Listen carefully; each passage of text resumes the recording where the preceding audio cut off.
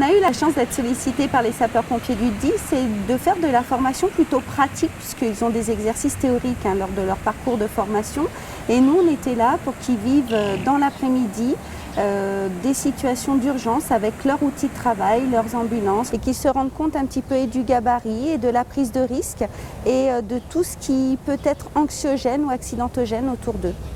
Nous accueillons les pompiers une fois tous les 15 jours, ils sont entre 6 et 8. On a voulu des petits modules de formation avec un animateur qui soit complètement attitré et dédié à eux. Et on travaille avec eux depuis un peu plus maintenant de 10 ans. Ça a commencé très progressivement parce que nous avons construit le parcours de formation, puisqu'il a fallu aussi faire en sorte que les gens puissent nous écouter et comprendre que c'était utile dans leur parcours de formation. La sociologie évolue, la société évolue aussi, les véhicules aussi évoluent. Donc c'est pour ça qu'on leur demande vraiment de venir avec leur outil de travail.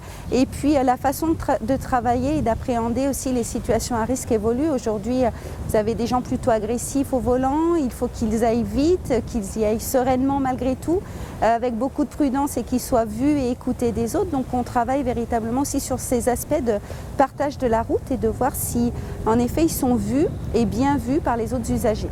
Alors l'enjeu, c'est d'abord de baisser l'accidentologie, quelle qu'elle soit, en entreprise, en collectivité. Nous, on veut qu'il y ait moins d'accidents graves ou même de morts dans nos collectivités.